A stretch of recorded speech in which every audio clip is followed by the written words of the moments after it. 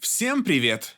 Продолжаем погружаться в мир Какани. Сегодня мы освоим второй инструмент редактирования Stroke Editor, который предназначен для работы с точками. В нем есть три режима. Начнем с Control Point Edit Mode. Его вы будете использовать чаще всего, так как он дает больше всего контроля.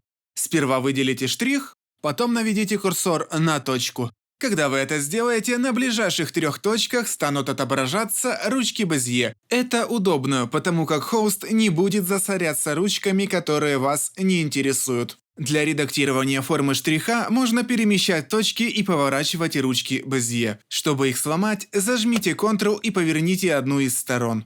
Поверните ручку без зажатой клавиши Ctrl, чтобы соединить их обратно. К сожалению, выделить можно только одну точку за раз, но можно активировать опцию Influence и настроить ее. Это что-то вроде магнита. Перемещая одну точку, вы будете оказывать влияние на соседние.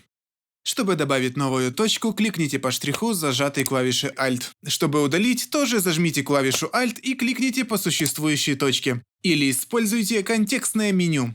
Чтобы разделить штрих на две части, кликните по штриху правой кнопкой мыши и выберите команду Cut Stroke. При пересечении двух штрихов они не сольются в один. Но если включить опцию Cling to Stroke, точка будет прилипать к другому штриху. А опция Cling to Stroke End позволит точкам прилипать к концам других штрихов. Когда режим прилипания включен, но в каком-то случае вам не нужно, чтобы точка прилипала, просто удерживайте Ctrl, пока перемещаете ее. Это позволит временно отключить прилипание. Режим Smooth Edit Mode. В нем ручки Безье не отображаются. Каждый раз, когда вы двигаете точку, все ручки Безье будут пересчитаны для всех точек на штрихе. Он полезен, когда нужно редактировать штрихи без углов. Но будьте внимательны, если на штрихе есть сломанные ручки Безье, редактирование в этом режиме выровняет их. Fixed End Edit Mode позволяет управлять всем штрихом, перемещая один конец, пока второй стоит на месте.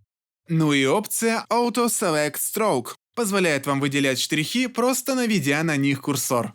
Поздравляю! Мы закончили изучать инструменты редактирования, а дальше нас ждут векторные инструменты рисования. На этом все. Пока!